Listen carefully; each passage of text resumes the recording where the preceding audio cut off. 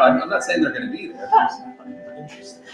We're going to open up the school year with masks.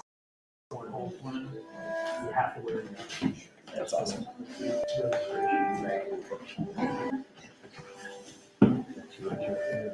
Is this you? That's me. Yeah. Okay. We're actually sitting there. All right. And am I good here? Yeah, you're fine. Okay. There.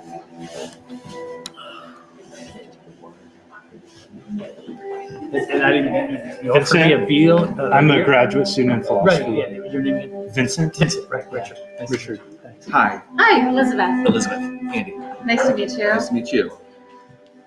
The two affiliate philosophy faculty members. And are you with the Ethics Center at Children's? Children's. Okay. We should get together and talk. Yeah, sometime. I didn't know you were here, actually, to be honest. I knew you were being hired, and I didn't know you were here. I haven't been here that long, so. I was just saying earlier, I feel like I haven't been here that long either, though it's been 2 years, just COVID. Right. Okay. Those years just kind of go by. Yeah. They don't count. Totally I still get to be All here. right, so let's get started here. Hi, everyone.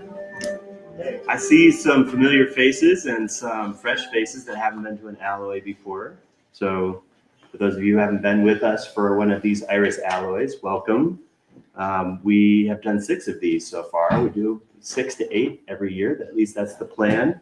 They're always set in unusual locations around Cincinnati. They're always really interdisciplinary in terms of who we invite to be at the heart of the conversation. But the audience is intended to also participate. And so please gear up to raise your hands, ask questions, make comments, think about what's happening in the conversation in the center here. I'll introduce who we've invited tonight in just a minute. But I wanted to say a couple of things before I do that. First is just to give you a very brief glimpse into what IRiS is. IRiS is the Institute for Research in Sensing. It's a brand new interdisciplinary research institute at the University of Cincinnati.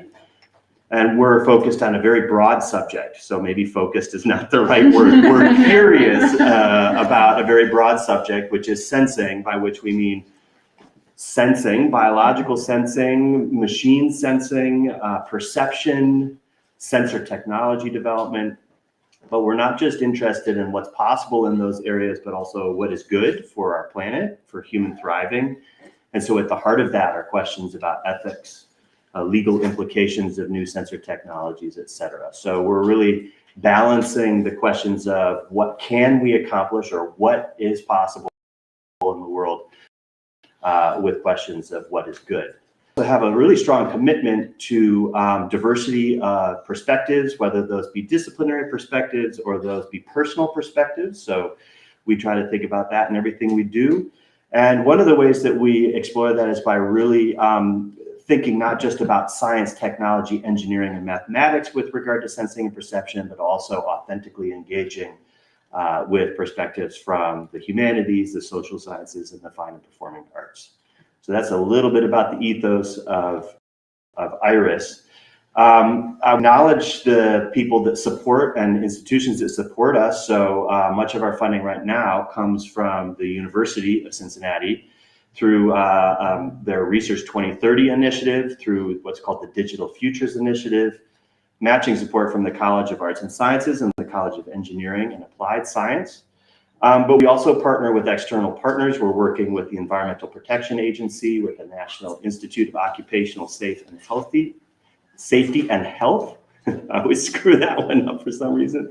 And Kroger and Procter Gamble. So these are partners with our graduate fellowship program that present challenges to teams of students, PhD students that work on those over the course of a year. So they're part of the mix of funding as well. Just to remember, I think Neşe said earlier that we are recording our conversation tonight, and that is posted to YouTube and Twitter. So we may actually have an online audience with us tonight. This was really critical during COVID when many people didn't feel comfortable coming out in person, and we still get an online audience from folks that are out of town, et cetera. So anyway, we could wave to the internet right now. They're there. The first person I've introduced tonight is Christina Hartlieb. She's the executive director here at a nice location, the Harriet Beecher Stowe House. So Christina, do you want to welcome us and say a few things? Thank you all for joining us here at the Harriet Beecher Stowe House. This is a wonderful, dynamic educational resource and historic site here in the state of Ohio and the city of Cincinnati. Harriet Beecher Stowe was this white woman who grew up in Connecticut, and yet she wrote the most important anti-slavery book ever, Uncle Tom's Cabin. So you have to think to yourself, well, how in the world did she do that? And it's because of the 18 years that she lived here in Cincinnati, the people that she met, the places that she visited, the people she interacted with, and the things that she learned that enabled her to then write this monumental book. So Harriet used her power of voice to help change public opinion and get white Northerners kind of like more on the track of, we need to get rid of slavery. So this is kind of the historical beginnings of this house. It was actually the Beecher family home. So it was Harriet's dad's house. He was the president of the Lane Theological Seminary, which was 2 blocks that way in front of what is now the Cadillac dealership.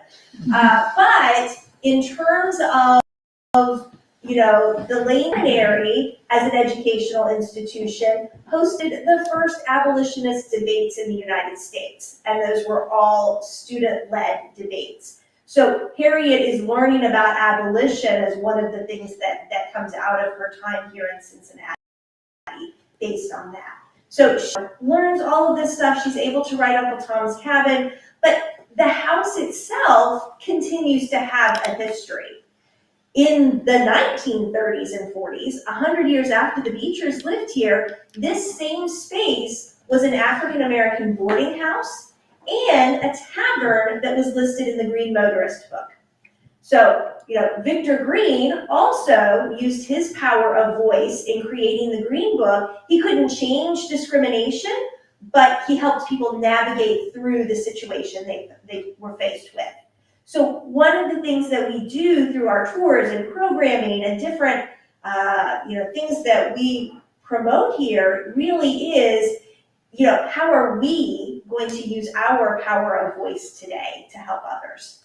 That's kind of the recurring theme throughout all of the stages of our history. And speaking of our history, the house itself is 190 years old, so it has undergone a lot of change over time. We are a part of the Ohio History Connections network of sites around the state, and we are undergoing a major restoration project. So the original portion of the house, which is a big L shape, it is the study up here and then the hallway, but just up to the arch, and all the rooms on this side are the original portion of the house when the Beechers lived here. And on the outside, you can tell that through the fact that it's painted yellow. The new addition, which is painted white, and by new I mean 1908, but our new addition is something that a later family, the Montfort family, added on to the house. But that's really where we do a lot of the interpretation about that Green Book period of the home's history. So right now we are undergoing this massive restoration. The house is being restored to look like it did in the 1830s. As you can imagine, it's had a lot of Victorianizations and other changes over time. But the exterior is nearly finished. The piece that they're working on right now is window installation. So you can see they have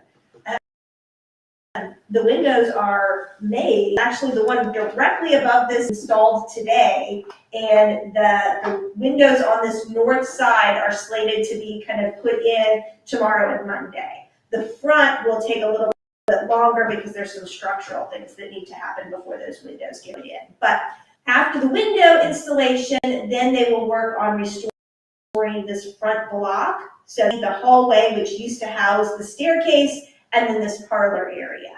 And then, it's a phased project and it takes a lot of time and planning and so forth. So eventually we do hope to get an educational space as well to help host all of our school kids, because tomorrow morning I'm going to have 37 fifth graders stuffed into the same space. So it's an ongoing project. If anyone is interested more, Feel free to look at, kind of the panels that we have and the information, like if these walls could talk, panels that are posted in each room. But I will be hanging out, and I will be happy to answer questions at the end as well. So thank you again all for coming. Thanks, Christina. Appreciate it. Yeah, speaking of thanks, I want to thank Nora Barton, who just filled this beautiful home with music for us. Nora's right there. Thank you, Nora. So Nora's a CCM grad, and then she left us for Chicago for 12 years and is recently back. And I'm excited to have you back in Cincinnati. So thanks for sharing your talents with us. Speaking of sharing talents, the next thing that we have is a real pleasure to have Yaeli Sawida Kamara share with us some poetry. So Yaeli is the 2022-2023 Cincinnati and Mercantile Library Poet Laureate. She's also a Cincinnati grad. You have an incredible list of degrees. I'm going to brag on you for a second. She got her PhD in creative writing and English literature from UC. Before that, she got an MFA in creative writing at Indiana University in Bloomington. She also got an MA in French culture and civilization from Middlebury College. What did you do your undergrad in? Creative writing, Portuguese and French, so the same thing over and over and over and over. You're one of those overeducated women that we keep hearing about. No, I'm just kidding. And what a delight. So she's originally from Oakland, California. We're lucky to have her here. She's a Sierra Leonean American writer and educator and researcher. And she's the author of a couple of books, A Brief Biography of My Name and When the Living Sing. And she's with us some poetry. So let's all welcome Yaeli. Since most people are facing this way, sit here. Sure. Wherever you like. I'll turn around here. Good evening, everyone. Hello. Hi. I just had a Harriet blended strong, so I'm on fire right now. Nice to meet you all. Thank you so much for the invitation. Thank you all for being here. So I've been thinking about ethical frontiers and sensing, and how do I approach that with poems, or if there's any overlap. And I think my angle probably is affect. So thinking about emotion and what drives people to do certain things or not do certain things. And so I'm gonna time myself so I won't go over time. And also read you some poems from my first book / dissertation.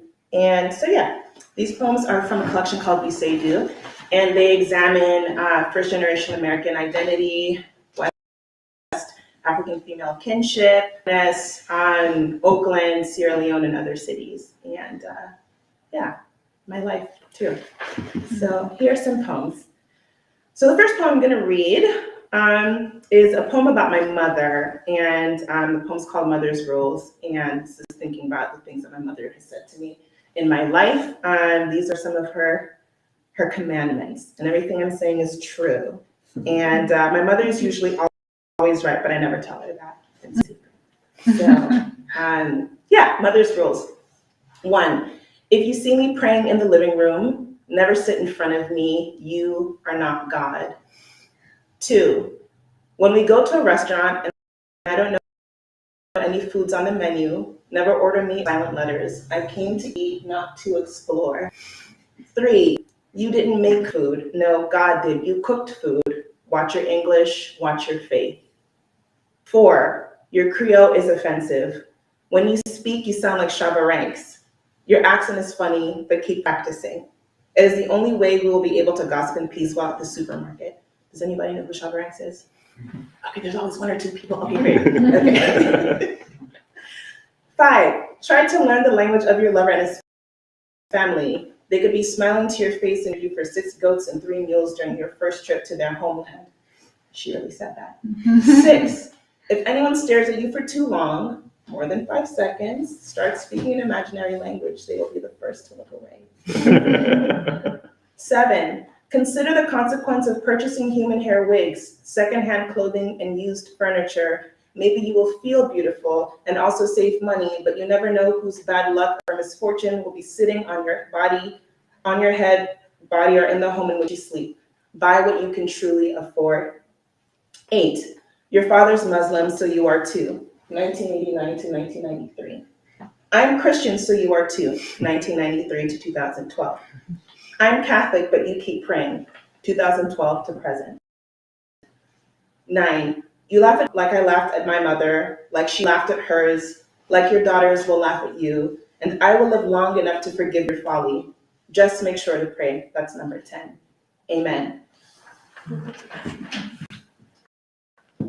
This next poem is thinking about in the era of surveillance of Black folks being killed by police, and thinking about schools' responses to it. This is my experience as a Black student in a space thinking about how to grapple with Black death on a university campus. And this is called Repassed in the Diversity Center. Wait, I had a couple more other things to say that I wrote down. So yeah, I'm thinking a lot about liberation and what actions and what people do to ensure or sanction liberation and how much we have agency in that process ourselves. And so I'm thinking about that in this poem as well. Repass in the Diversity Center. We line up with our paper plates in hand, 2 pieces of white bread, packs of mayo, mustard, and ketchup. There are tongs to grab the fixings. Water runs down the spine of the washed lettuce. It arches like a back snapping out of a nightmare. Sliced tomatoes bleed into the foil pan holding them. The spicy nacho Doritos rub against the pink ripple of meat peeking from between the bread slices. After every 2 or 3 deaths, we are invited to grieve, eat ham sandwiches. I sit at a round table and struggle to open my bag of chips between each microphone voice that laments loss. How we've come together once more to eat all that we cannot bury. A man holds the mic like an ice cream cone. I mean, I'd be willing to die if I had to.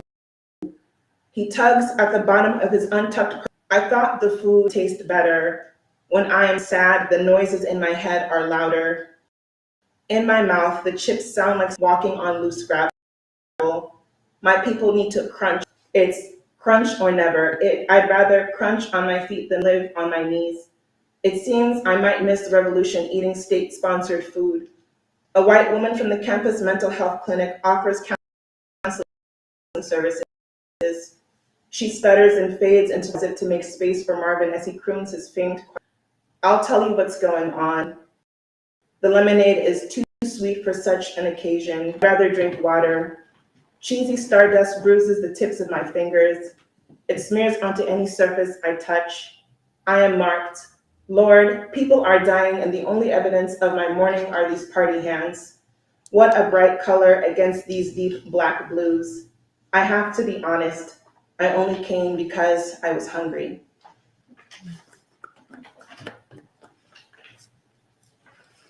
So the next few poems are poems about athletes. Again, thinking about, surveillance. Athletes are always under surveillance.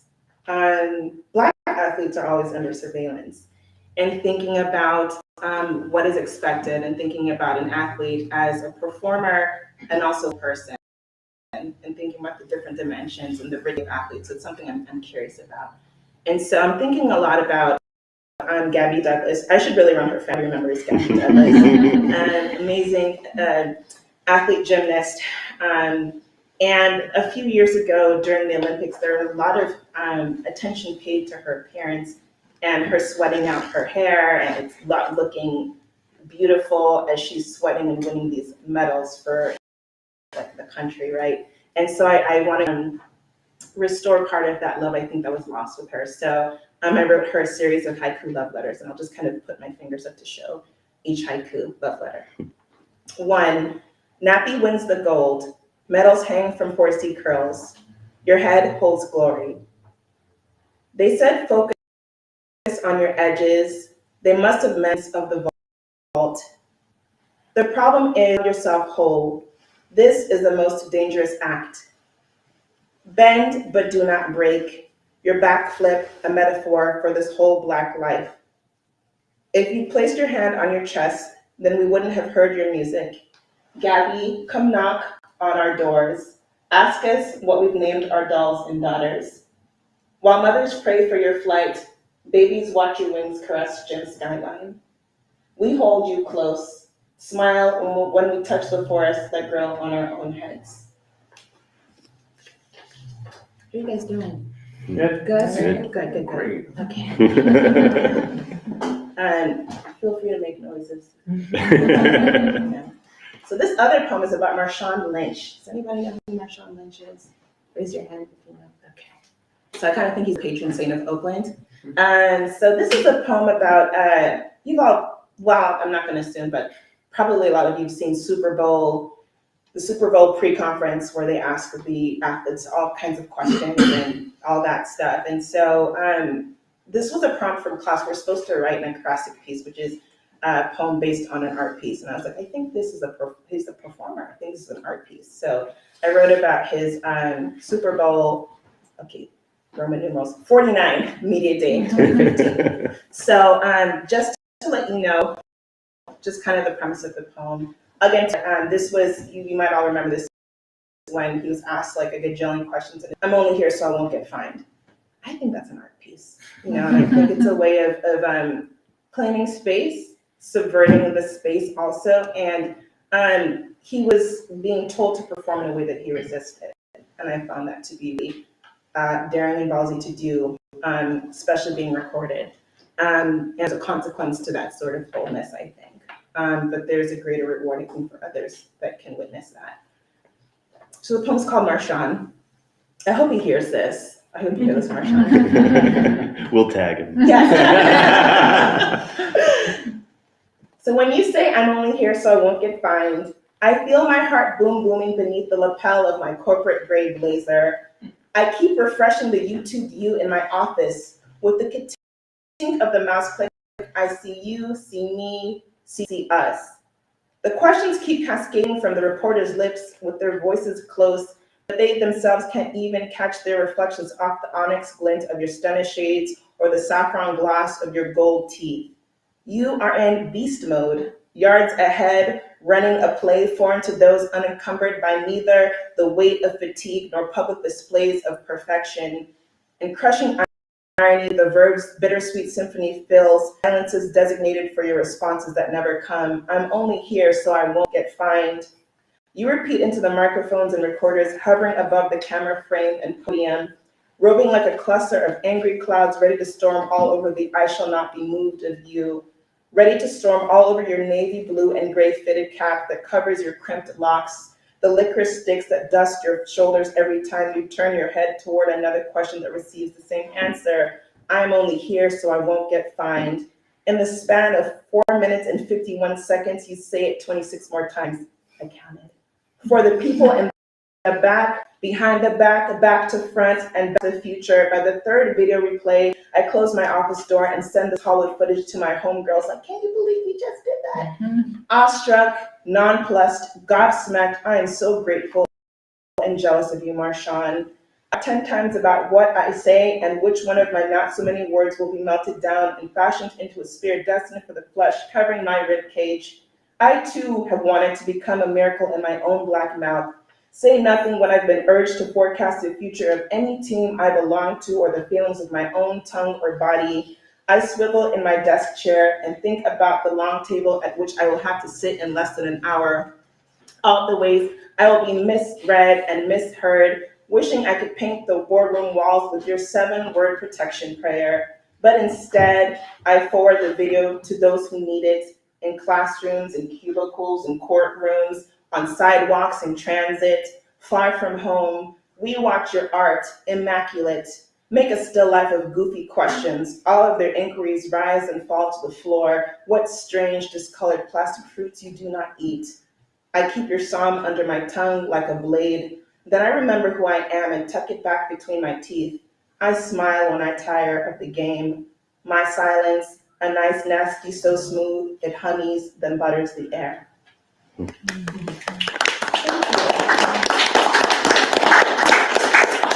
Hear that, Marshawn? So I'll read a couple more. Everybody doing okay? Oh, yeah. Okay, great. Okay.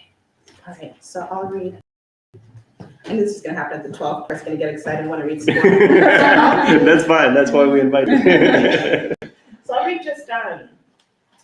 read two more poems. So this poem is, actually, I'll read this poem. This poem is about language, and my first language is Creole, which is the lingua franca of Sierra Leone, and it's a dialect that is a combination of different things, so English, Yoruba, French, Portuguese. So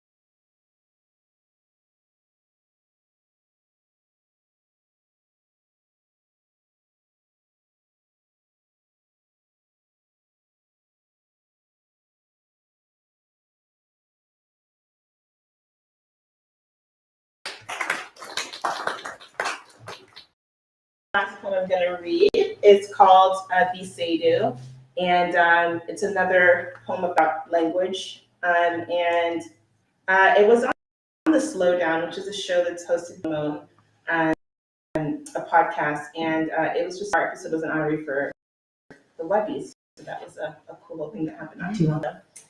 This poem again is a poem about my mom. She's my muse.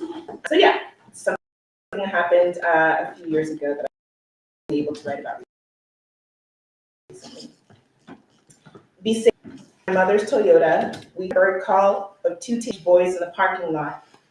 One says, "Biseidu," the other responds as they reach for each other. Their cupped handshake pops like the first firecrackers of summer. Their fingers shimmy as if they're solving a Rubik's Cube just beyond our sight. "Biseidu, not English?" she asks, tickled by this tangle of new language.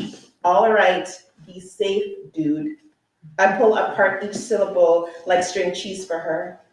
"Oh yeah, dem na real padi," she smiles, surprisingly broken by the tenderness expressed by what half my family might call thugs. "Biseidu, Biseidu, Biseidu," we chirp in the car the nightly into our phones after I leave California. "Biseidu," she says.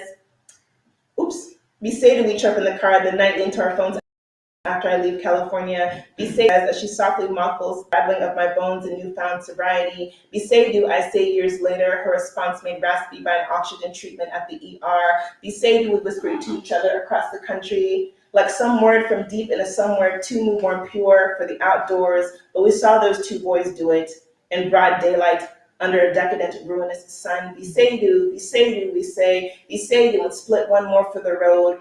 For all the struggle, tumble, drown. "Biseidu," we say, to get on the good foot. We get off of the phone, tight like the bulbous air of two palms that have just kissed. Thank you.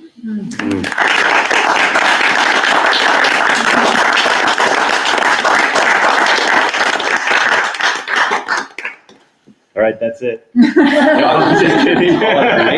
How do we follow on that? That's amazing. I Thank really you. don't know. Thank you. We do have more for you, though. Yeah. So this is the moment where I introduce the folks that are here and the inside of the conversation, or at least at the heart of it, I should say. And as I mentioned, we think of these as being like the anti-panel. We're really not supposed to sit there and just absorb brilliance. You're supposed to engage. You're supposed to ask questions. None of the people that we've invited are expected to show up representing the state of knowledge in their field. They're here to represent their own personal understandings, their own personal experiences. I told them not to prepare. I don't know how well they followed my instructions, but let me go around the table here really quickly.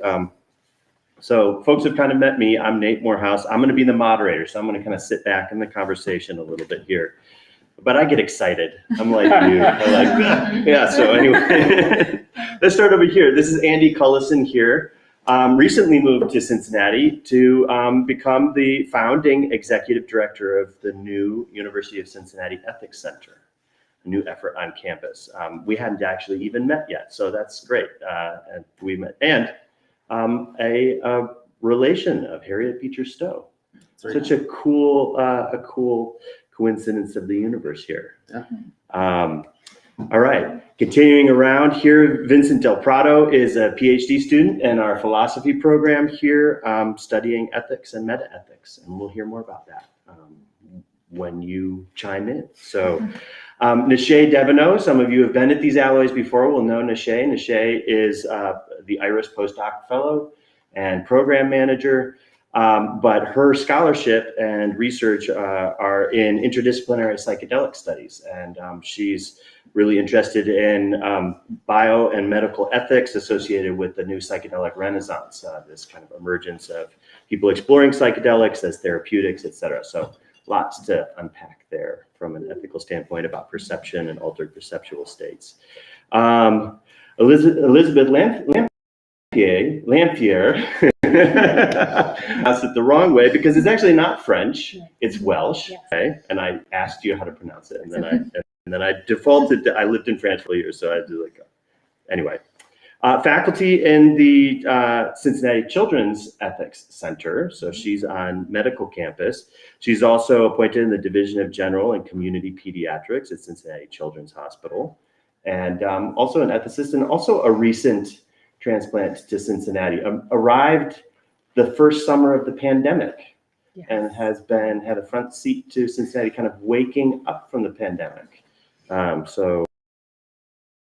Yeah, thanks for coming out. And to my left here is Richard Harknett, last but not least. So he's a professor of political science and director of the new School of Public and International Affairs.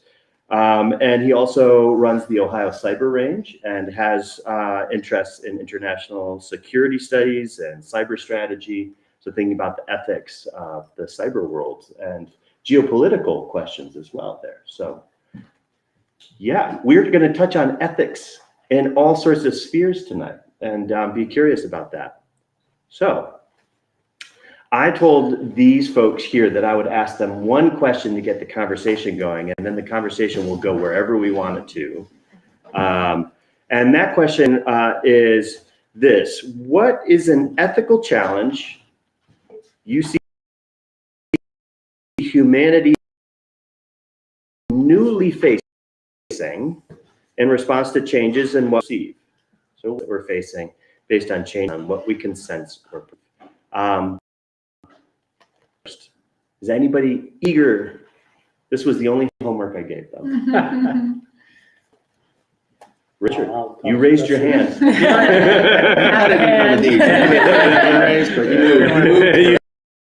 did. Now you do that. It's that sensing thing, you know. If you're directing the sensing. Absolutely. We should put some things. So okay. So let me throw this one out for just conversation as a start. So I think the biggest challenge is that we are on the verge of creating a new species of decision maker on this planet.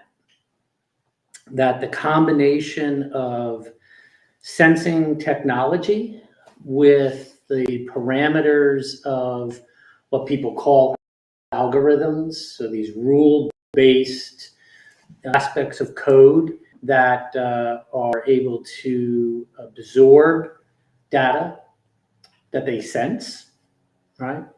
Orient to their observations, position themselves to make decisions, and then act on those decisions. Human beings have been sort of the best species or most efficient species, dominant species on this planet, because I would submit its ability to do the OODA loop really well, right? So the OODA loop is this notion, right, that we observe, orient to that observation. The orientation then positions us to make decisions upon which we make action, OODA, and we loop that, and we do that millions of times a day.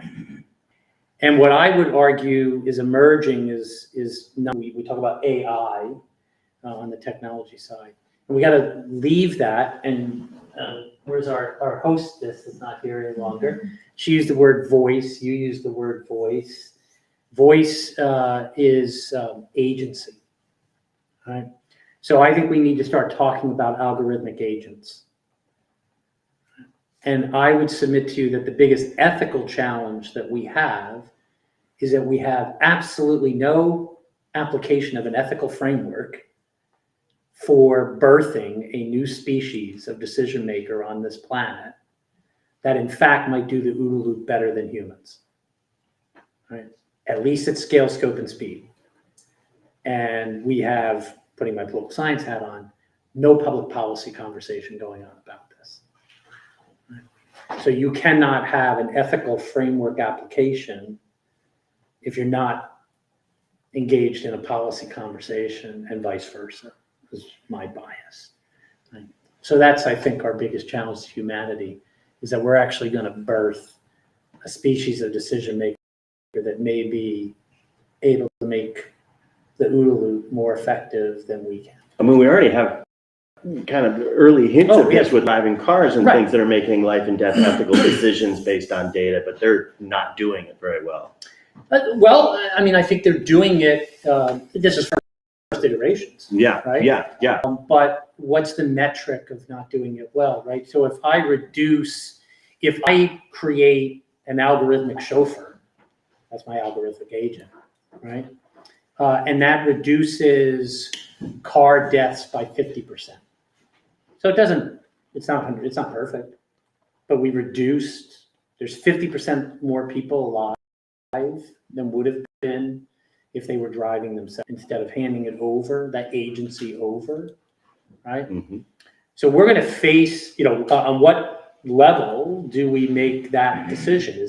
Is a 50% reduction in car deaths worth the transfer of agency to, and everything that has to go into that technology to make that work, right?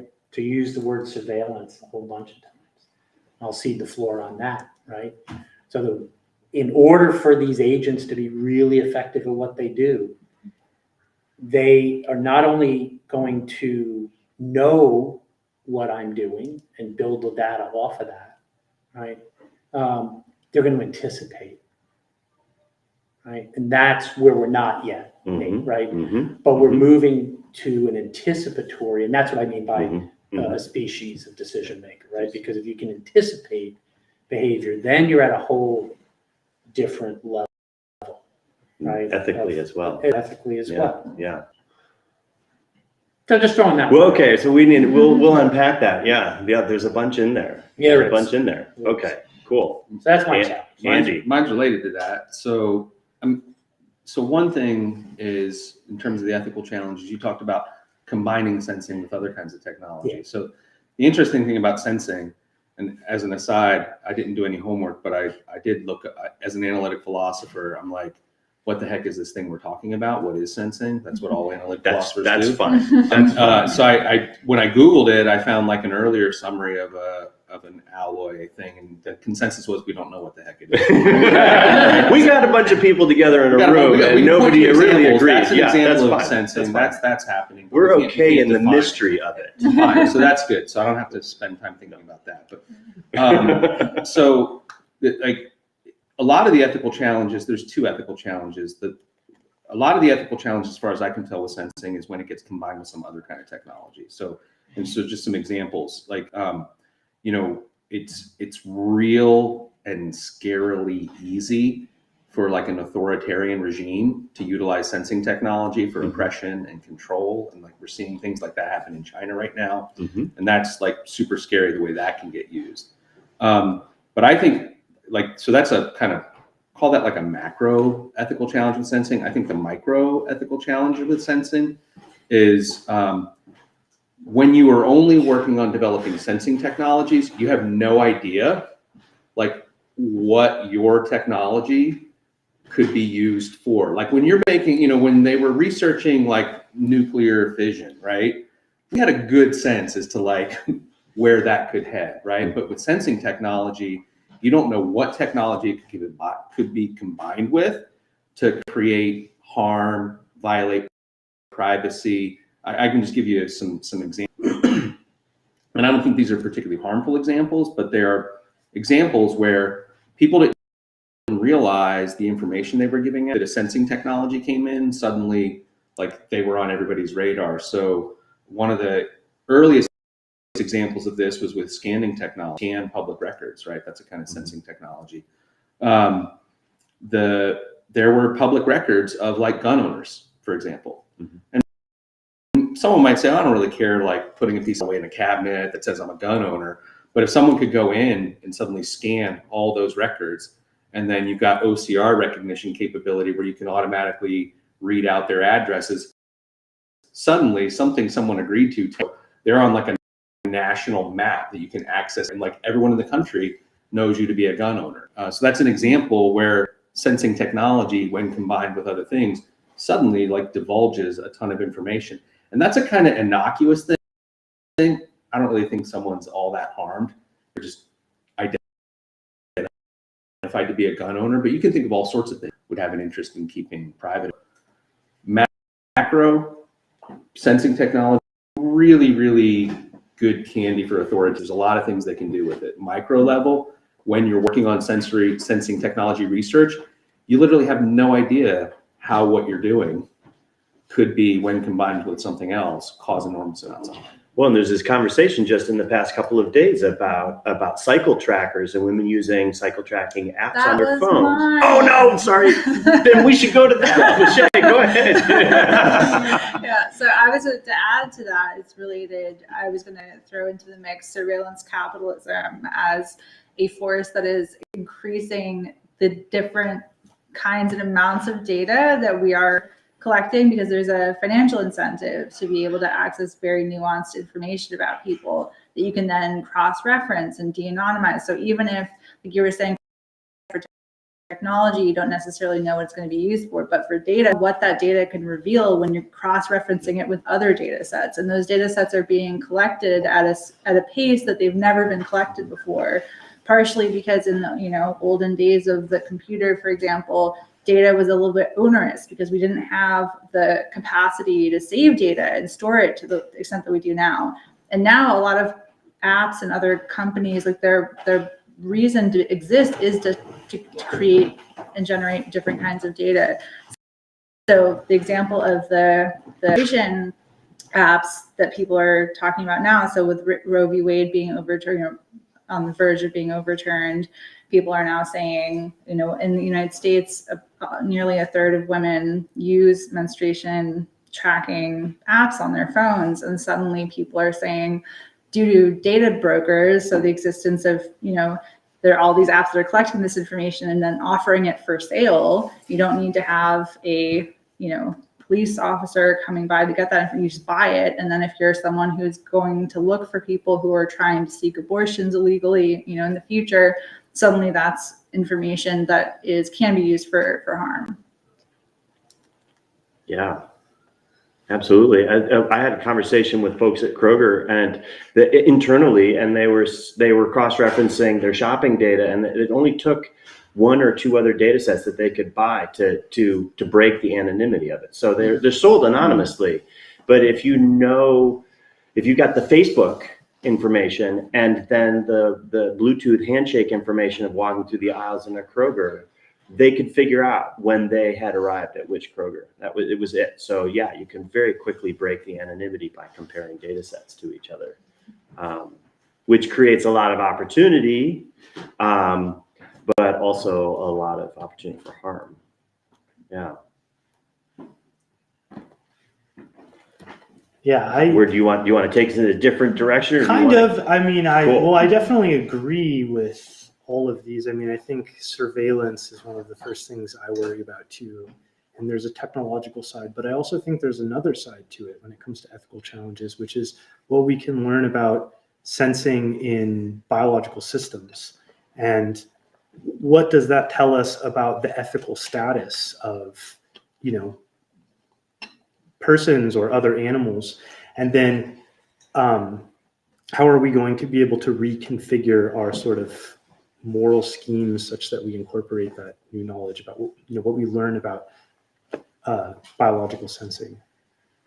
Let me ask you a couple of questions about it. So by that, you mean that the more we understand about what animals are able to sense or perceive, that should change our relationship to them in terms of inducing harm or ignoring them as being conscious agents in our environments, things like that? Yeah, harm and also positive experiences. Mm-hmm.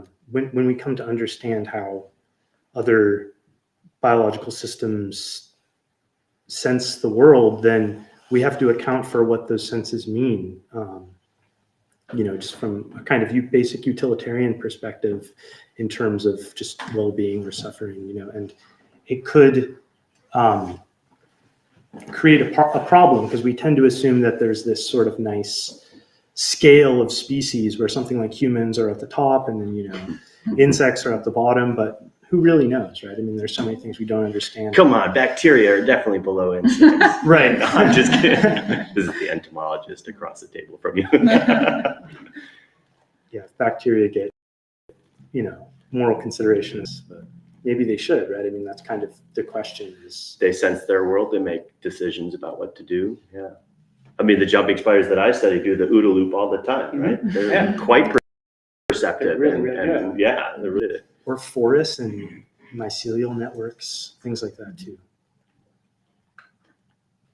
Cool. We need to come back to that. Yeah, absolutely. All right, Elizabeth.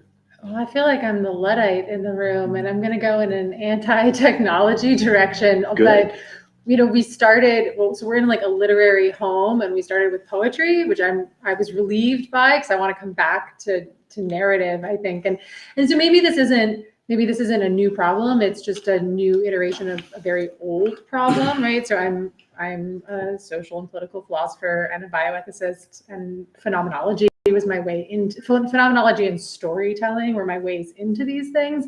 And they're very much, I think, the bread and butter of a lot of what I do. And so I guess I'm struck in this conversation, and the thing I'm pulling over when I did my thinking homework today was sort of the limits of perception and sensing the experience of another, right? And that we have all of these tools where we try to get at it, and we have, the way social media supposedly connects us, and we have more direct exposure to the firsthand experience of someone else in these relatively, presumably unmediated ways. And yet, is that actually getting us closer to understanding, metabolizing, empathizing with the experiences of someone else, right? And so there's a long history there that we go into in terms of the history of Western philosophy and things that were presumed as universal, and how recognizing different experience required breaking down the, even the ethical frameworks we use, and new ethical frameworks arose once we realized that actually European white men weren't the only experiences in the world, and we needed to think about ethics in this broader way. And I think we're continuing to evolve at a rapid pace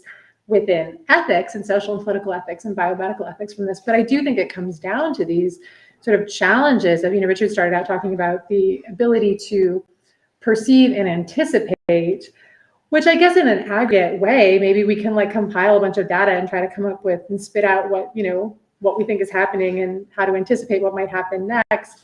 But really, there's so much variability in one's individual experience and what the inputs are that are going to perceiving the world, how they might react.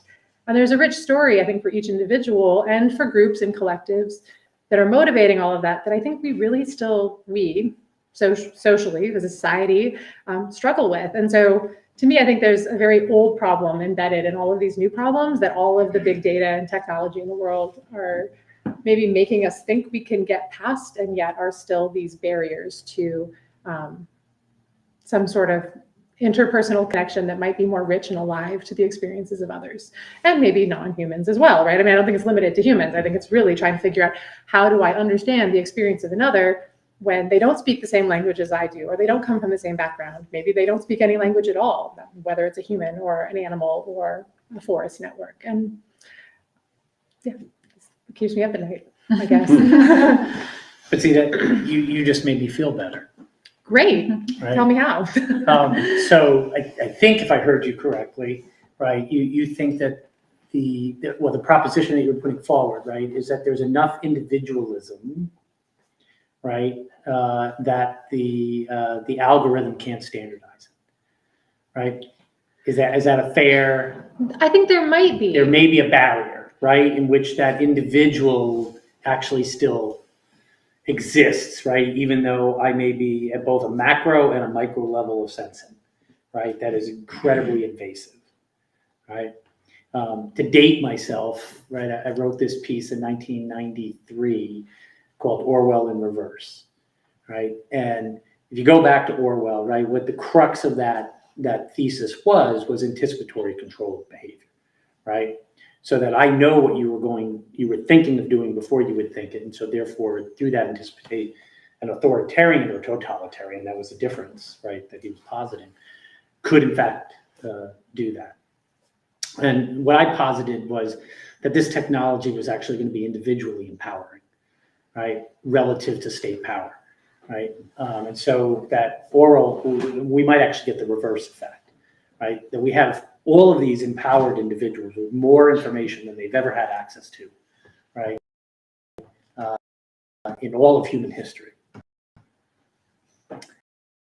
Except what converge because of a thing called marketplace.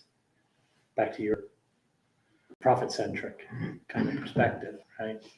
And that in fact, rather than the totalitarian state as the market, that starts to produce what I call customizable convenience.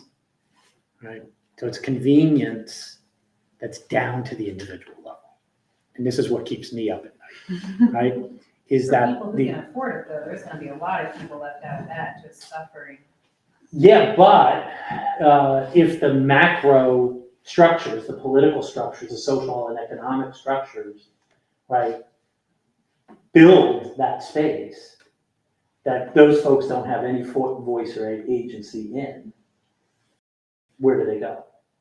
Right? There's a digital divide in the technology, right? But that is sinking, is shrinking. And the thing that works individualism is the old pogo. For those that, again, I'm dating myself, but there was the old pogo cartoon, right? I have met the enemy and he is us, right? We're giving away all that data.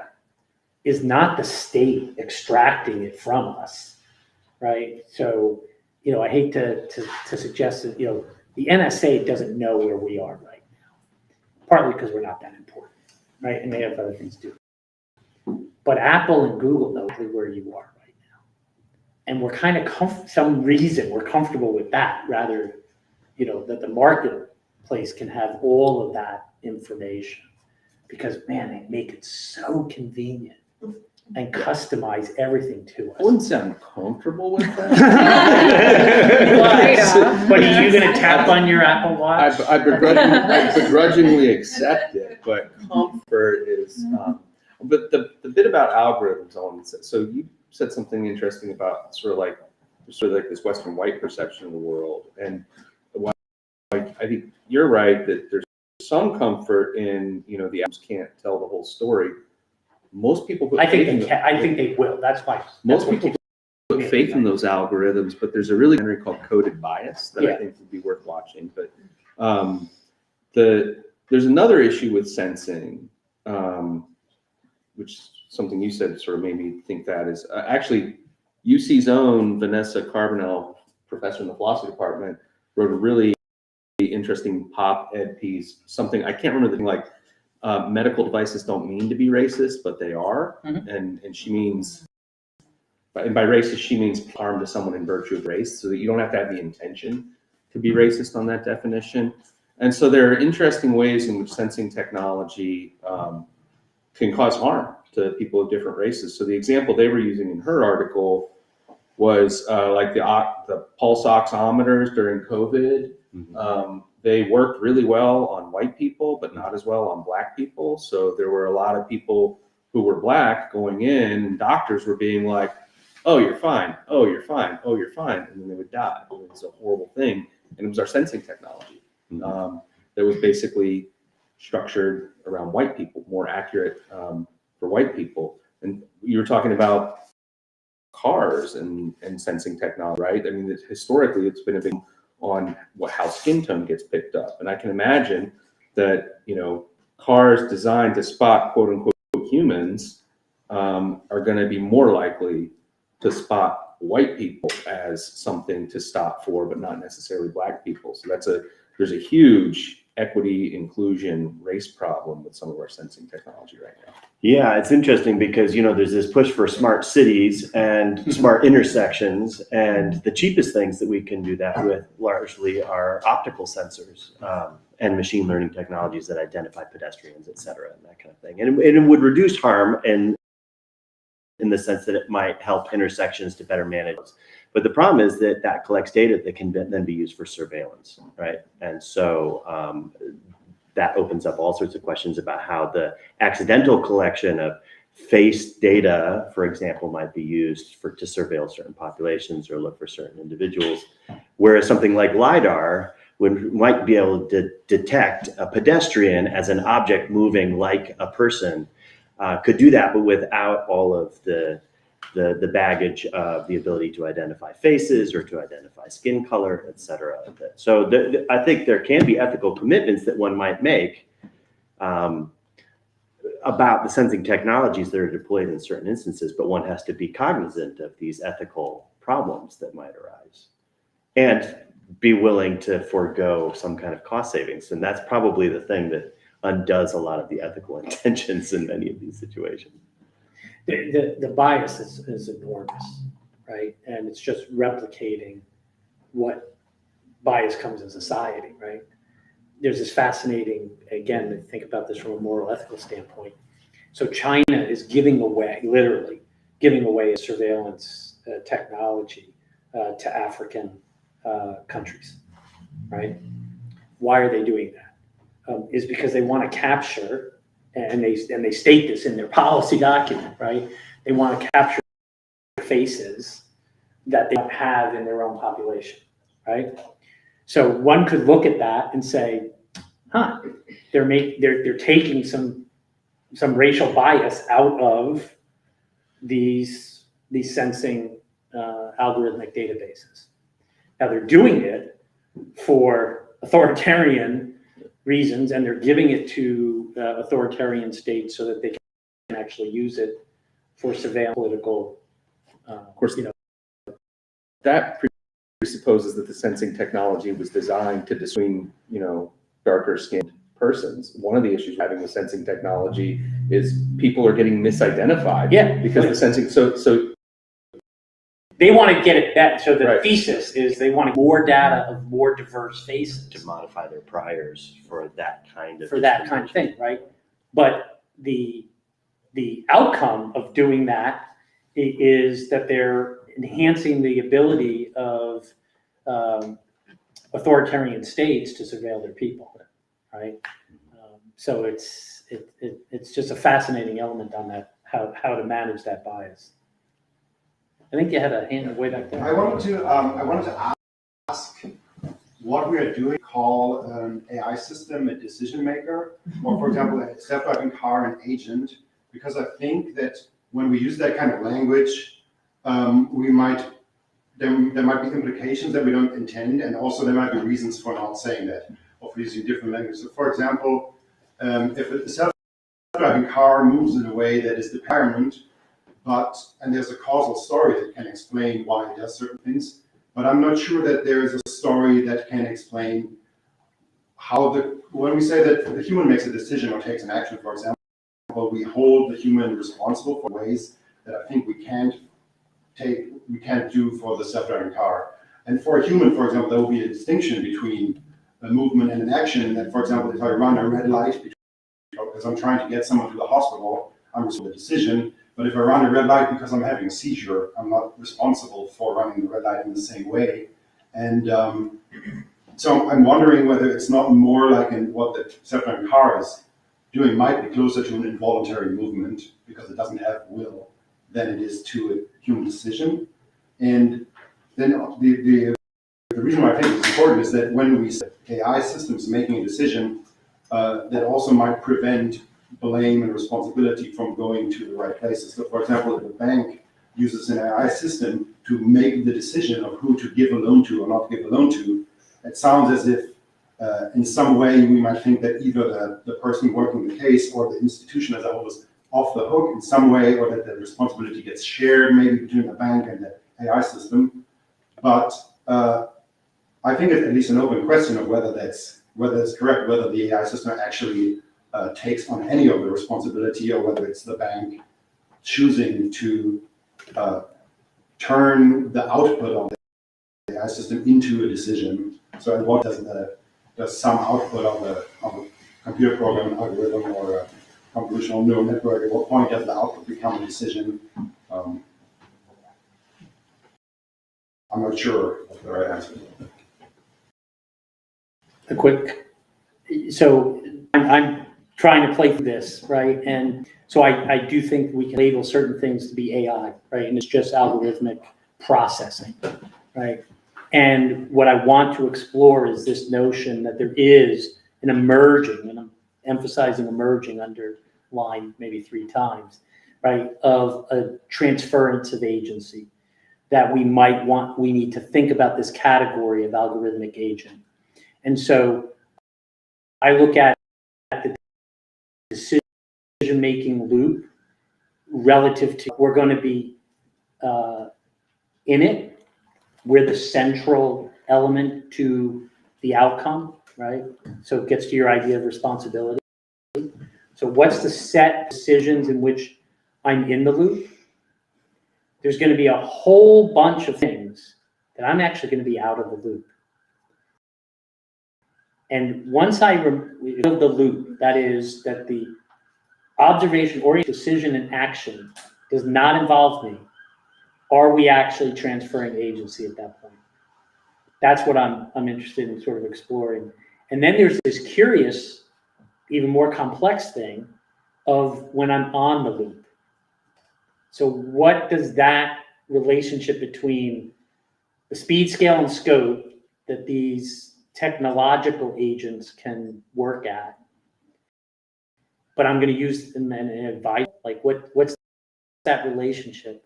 And then it's exactly where you went, right? We need to have this conversation of, do we hold, when I'm handing it off and I'm out of the loop, does that mean that agency has responsibility? And then what does that look like in a court of law, in a political environment, in a social context? So I don't have any, but that's the conceptual framing that I'm throwing out in this work that we're going to be doing over Futures Building. I can say at the Association for Practical and Professional Ethics that I went to in Cincinnati in February, I saw one talk, which I wish I could remember names, but it was by, I believe, people from West Point, and they were discussing this issue of a responsibility gap when it comes to automated weapon systems. And I get the argument that the speaker was making was that there wasn't actually,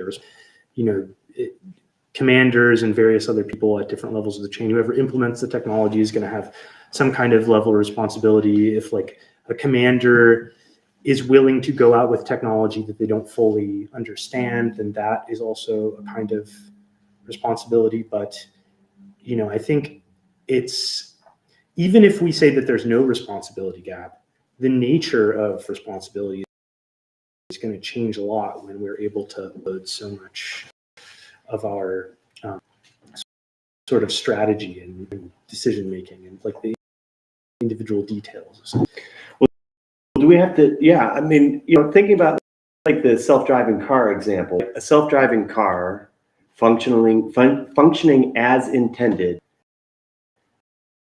kills a pedestrian. Is the company that made the self-driving car or the company that made it that is, should they be held responsible, or is it the individual that's the car and responsible? Or are we going to need to move to a situation where we're not seeking responsibility for that? And I'm not sure that I have an opinion on that. It depends on what happens with the car malfunctions, and it's a responsibility of the company because their product was bad. But if the car just messes up because it's Messes up as it's intended to do. like if you own a dog and it mauls someone, the dog mauled someone, but you're responsible. Yeah, and I do think, to Elma's initial question, I think even the example, the loan officer versus the AI just determining the loan was an interesting example to me because of how you said in terms of, well, the AI making the decision or the bank making the decision. I mean, we're already displacing responsibility and like folding it up to this institution that is the bank, right? What is that, right? It's a collection of individuals who are going to have their biases or their policies that are biased. And so then if we just adopt some AI software to do it, then that might be biased. And I do think it's a question of how we locate responses. I don't want to live in a world where we stop caring about responsibility. And I don't think it's practical. Ethically, probably not. Certainly, we're in a very litigious society, so I don't think in a litigious framework, right, that we're going to do away with trying to attribute responsibility. But I do think this question of, right, what do you consider the AI? Does it have free will? I mean, I'm going back to like Strawson. Do I have moral emotions toward the AI? Do I, if a self-driving car makes a calculated risk that kills, trolley problem instead of two, but that one person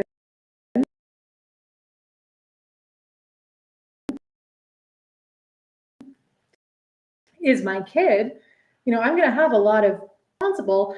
I mean, I think that there's an interesting question there. Is it the person who bought the self-driving car? Is it is it some sort of, going back to the policy, is it that do we hold each other accountable for endorsing a world in which we allow this to happen, right? How do we, I think about our place as being decision makers, our agents able to hopefully weigh in and think through and get behind some of these questions rather than just say, well, the algorithm is what it is. It's going to feed me this. It's going to sell me this. It's going to make me see this in my news feed. And so I wonder about that. Ultimately, the AI at the bank and the self-driving car, banks select into, or bank executives do, we purchase a Tesla with self-driving car mode because it does something that we want done, but does it potentially more effectively. Yeah, I think that what's interesting. So it's a tool, right? It is, but I think the self-driving car example is interesting because if we live in a world where some people have self-driving cars and some people do not, I feel like we almost need a world where we've opted into 100% self-driving cars, remove human error, and just allow for the AI algorithm to be the calculation that how do I drive against be a defensive driver against the self-driving car? I think that's a complicated thing to be pitting sort of that human error and variability against the algorithm. I don't know. I find, yeah. As a tangent, we also have to bring in this discussion that with AI, it has to get data and learn from something, which is us. So it's already taking its data from humans and taking all those ethical sides with it, where, the basic building blocks of AI is if you want to teach it what a cat is, you show it a million pictures of a cat. But, on a grand scale of AI, it's we show AI our history books and, what side does it take? Data is most out there that this data is going to show as there's more of this, so it must be correct, but it might, that kind of conversation of, if we showed a history book, what is that AI going to say? What is morally right and wrong? And kind of bring it into kind of what you guys were talking about. Well, you know, obviously with a driving car, we'll get more specific in that company having specifics on what the car is sensing. But say that AI is given a history textbook, would it then start looking at race and gender and, you know, why would we need that in a car? But who knows if it gets there, you know, that kind of question of where is that data even coming from to create that mind or whatever. It bakes in our own flaws. Yeah. I mean, this is with predictive policing too, right? It reeks past policing effort. So, yeah. I was kind of surprised that you went to like homogenization when, or, you know, what you're talking about, which is like allowing the kind of weight of history to carry forward into these things. Because I thought you might go the opposite direction of individualization and kind of fighting homogenization, adversarial stimuli for these kinds of homogenizing forces. I mean, that sounds chaotic and sort of anarchy to say, well, let's just keep showing the self-driving car, a bunch of people running red lights. I mean, maybe that's useful. So that it starts to then take a very cautious stance and assumes at every intersection someone's going to run a red. That would be an interesting test, right? I was just thinking of the scenario of that first accident between the self-driving and the human driving car, and that insurance company saying, okay, one was self-driving by AI, that was human. What are they going to do? What's that policy? Are they defaulting to the AI? And when that reaches the headlines, aren't we all going to be a little bit shocked that here's the computer won out. We won't pay to fix your car. You pay. Your driving record's far worse than the computer. Are you going to make that assessment based on AI? And so then we're taken out of consideration. Maybe they don't even look even further. They just say, oh no, our policy is AI versus human driver. AI, you win. Money goes to you to fix your car. So that connects with what you were saying, with what Elmo was saying. There's a general point that's being made about what you might call diffusion of responsibility. And so now I'm going to let this, I'm usually an optimist, but I'm going to have the cynic come out for just a second. I see diffusion with lots of different kinds of technology. I see diffusion of responsibility, and I'm starting to worry that it's a feature, not a bug. I'll give you a simple example where it's clearly a feature.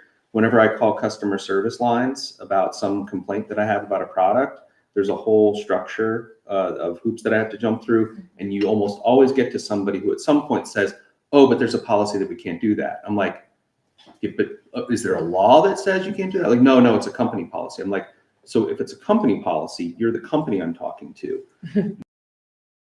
So that's your policy, right? Like, just change the policy, right? And so, because you can do that because you're the company, but you set up this system where no one person is responsible for any one thing, and suddenly the larger system can hide behind the bureaucracy that they themselves have created. Yeah, like the insurance. And so like I see all of this, and so like what I worry about, and this is something anybody working in sensing technology should worry about, is this whole offloading it to the AI of the car, offloading it there. Going back to Elmo's point, should we really call it deciding? Because I take it where Elmo was going is like, by calling it deciding, you're basically offloading responsibility, right? That machine only decided because we created a system by which it would engage in certain kinds of actions, right? And then you just say, well, who's to blame, right? It's like all the senators stabbing Caesar all at once, right? Who's really to blame? Like, no one of us really caused that, so none of us are responsible. And so I think that's something we should always be mindful of, is when systems or structures are being built where there is this diffusion of response, where each one person can say, I had no part in that. Well, that's the old firing squad. Exactly. Yeah. No, it's Yeah. yeah. It can definitely be concerning when we think about what our reaction should be to a situation where there's no clearly responsible agent. And when you have AI involved, it just makes things more difficult and complicated. And at the same time, going back to Richard's framing, you said that, perhaps we could cut vehicle-related deaths in half, right? So say we're able to do that, and yet at the same time, we're going to be seeing instances where autonomous vehicles are, in some sense, choosing to kill pedestrians because, overall the system is working, right? They're making the road safer, and yet we're going to have to deal with these instances that seem unacceptable on some level, right? That's an issue that will require us to have to think in sort of, on societal terms, or maybe not, or maybe it's not worth it, Maybe it depends on what the specific trade-off is. How many people are we saving? And at what point are we willing to say, well, we'll kind of forego whatever sort of creepiness that means we have to accept about the world? To me, that's, so all of that can be resolved through policy, right? If we retain in a democratic society, right? If we still vest, right? Yeah, in a democratic society, right? In which that voice, is still articulated through some sort of representative type of thing. But these are the kinds of conversations that have to happen that are not happening right now, right? We're allowing, just by default, the emergence of this type of stuff. Mm-hmm. But the way it's going to be pitched by the tech community is, I'm going to say, Senator, I have a solution that reduces car deaths by 50%.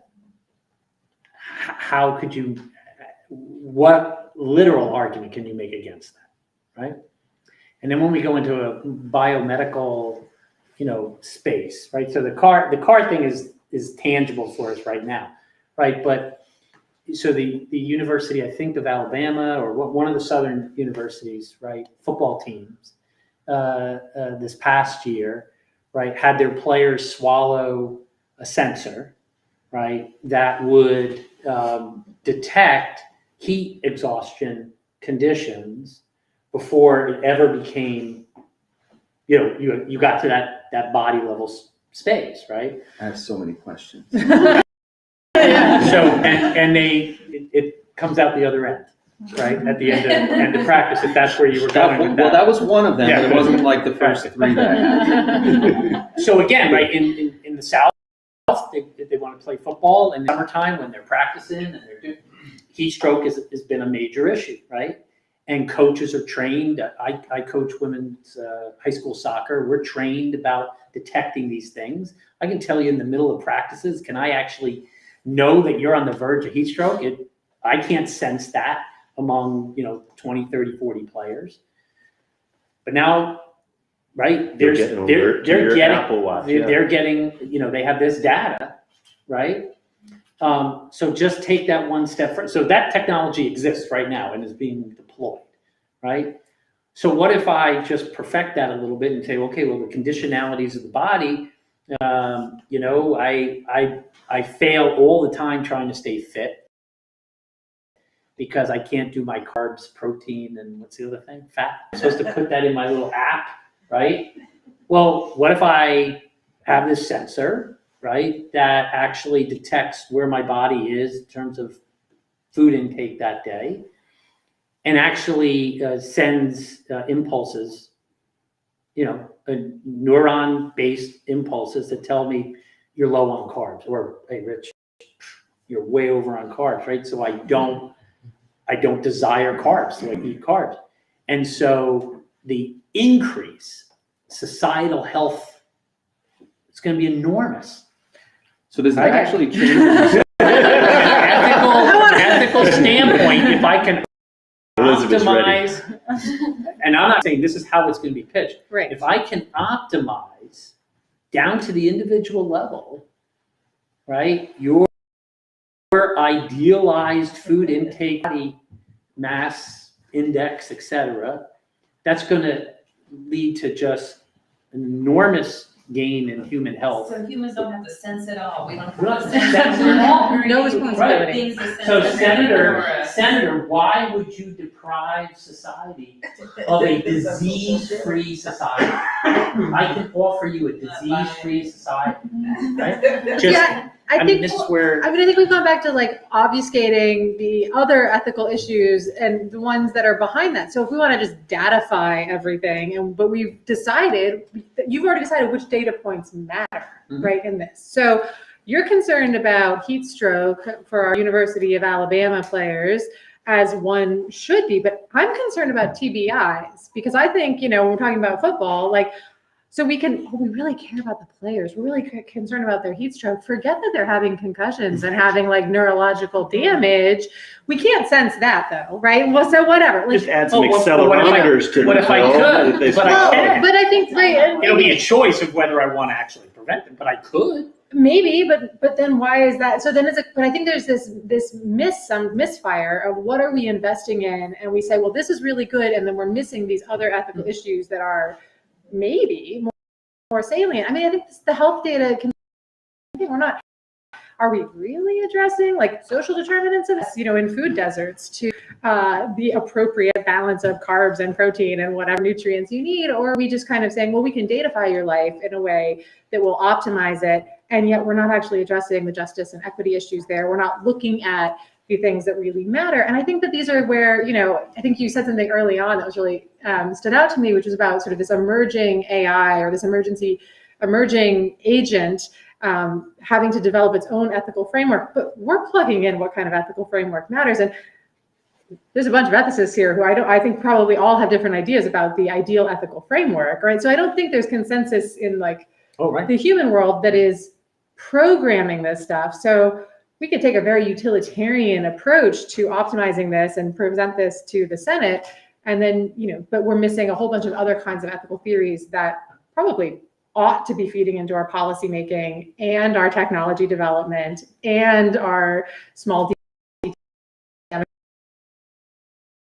democratic systems and how we just live in community with each other. Okay, I have a question about this. So is this an experimental thing? This is brand new that they're giving these things to these athletes? And, why pick football players in Alabama who are going to skew mostly African American as opposed to lacrosse players in New England who are going to skew white? It's not as hot. That's what the tech company will tell you. No, it was an experiment. Yeah, it was an experiment. You're experimenting on a certain group of people that and the university typically been experimented on in medical ways. Right. So I would assume they went through, the appropriate experimental IRB types of things. But I'm not sure that tech company, right, went to that university and said, hey, you give us access to your players, we're gonna protect them, right? You're worried about them dying from heat stroke. We need the data to perfect this technology, and they gave it to them for free. What's the consent look like? Yeah, well, so I don't know, right? And are you enjoying that scholarship? Yeah. Yeah. But, I'm not making it up. It happened. The Eli football scholarship. But, I'm sure those players, right, were just told, take this pill because we're looking after you guys, right? And the pressure on them, right? When you say from a social ethical standpoint, hey, scholarship, I got to make the team. I don't know, right? But how many of them thought even to say, hey, I don't want this thing floating around in my body during practice? I don't know. But if these are the types of things, this technology is rolling out, and we're not having, back to my policy environment, is not anticipating. It is reacting or not even reacting. It's the private sector that's driving the dynamics. Yeah. There's also the risk if you combine that technology with, the approach that a company like Amazon takes, where they use algorithms and monitoring to be able to push people beyond their comfortable working, squeeze that little extra out of them. So then when you have very precise, monitoring of things like heat stroke, going back to the question of who's left to suffer, there might be people who really could use a break and who want, not be pushing themselves just to the edge, but then they have the data that says, well, technically you're not going to die if you keep working. Yeah, it's like it can be Get back on that. Yeah. It can be used for pretty nefarious and authoritarian purposes. So. The phrase that keeps coming to mind in all of this is the map is not the territory. We have this concept of, we so quickly defer to these things that we think are smart algorithms, or that we think that the data is going to somehow capture something essential or valuable or actionable about reality. And in the process, we flatten it, right? And we forget. One of my favorite punctures of this was somebody that took like a children's wagon full of iPhones down a street and made the street look like it was a traffic jam and changed the traffic flow. And people didn't, like, everybody just assumed that the true state of the world was represented in Google Maps for them. And that just punctured that. But I think so often we can get carried away with the data thinking we're capturing something that's real, when in reality we're perpetuating our biases, we're homogenizing things in the ways that individual experience is not homogenous. Even if we try to individualize things, we're still doing so in a way that's creating a structure that we think can be applied more broadly. So Jeff Bezos is actually, I've heard him quoted several times having said, when the anecdotes conflict with the data, trust the anecdotes, which is weird coming from someone like Jeff Bezos, like a very data-driven company. But roughly his point was, to some extent, it's really easy to be bad at science. And it's really easy to be bad at measuring things. And in fact, a lot of, and another concern I have is like scientists who are just like in their labs, they're admirably some of the most skeptical people in the world, right? Like they are very, very, very cautious about telling you what their studies say. But once we start moving into a little bit of R&D where there's incentive to produce a product or to be profitable, suddenly we get real fast and loose with the science. And so the thing that concerns me is scaling things up quickly, turning to the senator and saying, do you want a disease-free society? But I'm like, have you really proven this thing to be, the magic pill that you think it'll be? And there's a whole lot of quote unquote science happening that's not by the admirable scientific method scientists. And that's part of what concerns me. And Joe, Jane public, they don't discriminate between that, right? They'll see somebody in a lab coat working for some big business and be like, well, the scientists are saying that this is what it is. But like, it's a very different kind of science that's happening. And so that's another thing that I think is back to your original question about ethical issues in sensing. It kind of depends on where that sensing technology is being developed and how the science that's happening behind the development of those things. It's a capitalism thing again, with who's funding the science, and then things like commercial IRBs where you can get things through. It's like an IRB, prove that, but it's like a lot of the IRBs right now are not really, you can pay to get. Yeah, exactly. And the one step further to get to your historical context, right, Bill? To me, the biggest ethical challenge that we haven't addressed, because it's just happened in front of us and we watched it, right, is we moved from an industrial, if you will, roughly, an industrial age model in which R&D was done in-house, right? And you talk about responsibility and stuff like that, but you had to reach some standard, and there was a regulatory, again, my political science voice, right? A regulatory model, not perfect, right? But there was a regulatory model that said, you got to meet these standards before you go to market, right? And we have right now R&D in market, right? I mean, when I first used Google Map in Washington, D.C., and if anybody's driven in Washington, D.C., right, it's the epitome of not a non-grid, right? It's just all, and you just like literally found yourself in really odd places, right? And there's this little town. They were testing you out. They were, right? Yeah. But New markets, they were good. sending you It weird just places to figure out how long it took you. Yeah. It just wasn't good enough, right? But all of those data, well, I don't know. And I'll come back to that one for a second. But this in-market thing, right, is based on the tech industry being able to sell the political environment call the fallacy of fragility, right? That if you put any regulation on any of this technology, innovation is just It's going to wilt, right? It's a delicate flower. And I've got more safety regulations on my refrigerator than on my computer operating system, right? The last time I checked, people are still buying refrigerators. Right? So, but we've been sold this fallacy. And that R&D, so I think that's a real interesting ethical shift, right? Because we've set up a model that assumed you're going to build this stuff to some sort of standard, right? But we've become very comfortable with Microsoft sending us updates every week because the algorithm breaks, right? Good enough, right? So they have to update it. But if I tried to sell you a refrigerator that had to come every week into your apartment and fix, would you buy that refrigerator? Right? Nobody would buy that refrigerator. If it was the only refrigerator on the market. and then, so there's a monopolistic standpoint. But I'll throw one last curveball at this. And this is what keeps me up at night, right? You've used the phrase a couple times or something to the very, assuming this stuff works the way it's supposed to work. And think of all the challenges we've just thrown out. And what my lab over in Digital Future Secure Cyber Lab is focused on is the manipulation of the intentional manipulation of these algorithms. So as they become ubiquitous and actually have implications for economic, social, political, at scale effects, there's folks that want to manipulate that. Sure, yeah. Right?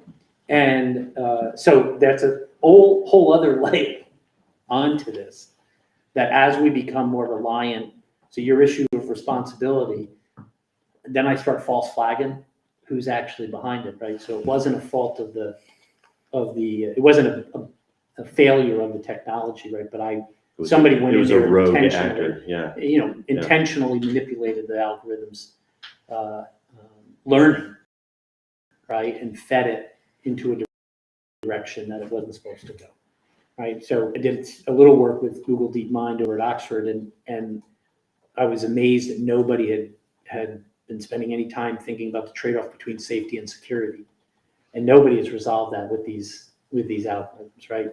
What makes them safe, they will stay and do what we told them to do, is reset them. We can press a reset button if they start to go off, right, in the direction we don't want. But if you've got a reset button in there, then as an adversary, that's a way that I can get in there, and so they're not secure. But if I want to make them secure, so I keep Nate from messing around with it, then they're not safe, because they could, if there's no way to go back in there and reset them, there's no way, and that's my concern about agency. There's no way as they start to learn, right? So you think Skynet is and I hate to go the sci-fi route, right? But it's what helps us to anticipate these things and process them culturally before they arrive. Yeah. So that's when the algorithm becomes what we call in military studies, security studies, we call it the center of gravity, right? So the algorithm itself becomes a place where I'm going to contest power, what biases I can build in, what preferences I want to intentionally, right? I'm not really fond of cocktail parties, sorry. I'm always thinking about how things can go bad. And then take a step. That agency is, right, it can be malign agency, right? And that's a whole other layer to this. Back to like individuality and then also like your scientist point. Nowadays, anyone can go make anything they want. So like I could go make a health app if I want, or I can go, make a post and that becomes reality. Like news headlines, I could go make up my own news headline. So then to take it back to like kind of what you guys were talking about, like anyone can be a scientist if they label themselves as that, and all the ethical issues on that. But as like that's bringing it back to your point of still being an individual. So like if I am trying to still be an individual in like this big society, but the decision I make is like, oh, I'm going to say I'm a scientist because I want to get XYZ point across. But then that becomes, someone takes that literally and then it kind of snowballs. So like ethical issues around that. Well, I was thinking too, you're sort of presuming the nefarious actor or the authoritarian actor who goes in and manipulates the technology, but like the opportunities for like a civil disobedience kind of act as well, right? And so I think there's a porous line there between, sure, someone taking it over, but maybe with very admirable or just intentions once they recognize the biases that are built in and want to override them and respond to them. Yeah, both are. It's manipulation, right? But it can be for positive or negative. Right. Okay. So our hour has flown past and we're in overtime. So to be respectful for people's evenings, I think if there are any parting remarks that people want to say, we'll just kind of wrap. We never come to any kind of conclusion with these, which is, it's a feature, not a bug. I think we've decided at this point. Welcome It's to the like, world of ethics. yes. We set out to try to solve Yeah. the problems of the world and realize we're not only going to get so far. But do folks have any kind of parting last curveballs or remarks? Yeah, I think, for all the problems that we face and the ethical dangers, there's also an opportunity for opening up new kinds of experiences and thinking about, the other part of ethics, which is not just like abstract harm and, whatever the opposite of that is, but how do we live and what kind of new ways can we live as a result of sensing technology and discoveries. So I think there's also a very positive side to be explored as well. I like that. And that comes back to how you introduced IRiS at the beginning in terms of really valuing diversity, both of background and discipline. Because I think through interdisciplinary and, cross societal conversations, you help to address like blind spots that people who are all trained in the same way and think the same way wouldn't notice. So I think that's an important piece of moving forward to that positive outcome. I think there's delight in being unpredictable, and real sorrow in being predictable too. So no, but I mean, I think humans are delightfully unpredictable, and I think that's something that we should cherish and value in the face of homogenizing agents or algorithms. Sorry, Elmo. I used the A word. Well, I go back to Marshall. That's my takeaway, right? Is that a representation of discordant data, right? And is it the aberrant moment, right? Or is it the anchor for individualism? And I'm half glass full kind of folk. So I think if the more we talk about these things, and really, Nate, appreciate so much you organizing this, because these are the kinds of discussions. I still have faith that if we get thoughtfulness about this, then we can be intentional about how we'll frame, right? The technology itself isn't going, we're the ones creating this, and we can maximize the benefits and minimize the bad sides. So I'm going to see whether I'll have to think through whether Marchand's enough, right, to prevent the predictability of unpredictability, because that's right. It's not a rejection ability, but can we actually get to a stage where there's so much data that is being synthesized that I can actually predict unpredictability? Oh, I hope not. I hope not. And Ignite, you should also mention. Oh, yeah. So if you enjoyed this and you want more of this, at the end of this month, we have a expo and festival of sensing called IRiS Ignite. It'll be on UC campus. We're bringing in a couple of fascinating keynote speakers. We've got food trucks. Your peers and people you didn't even know existed are going to be there sharing about sensing. There'll be performances, etc. So put that on your calendar, May 25th and 26th. It's a Wednesday and a Thursday. And the 13th is when we're still accepting abstracts. So Yeah. anyone who wants to present or do a poster or from any discipline that's tangentially related to sensing, encouraged to apply. Turn your luck around on Friday the 13th and submit an abstract. Yeah, so stay tuned and we'll continue trying to be unpredictable. Good. So that's the plan. Do that. So thanks again. Let's give a round of applause for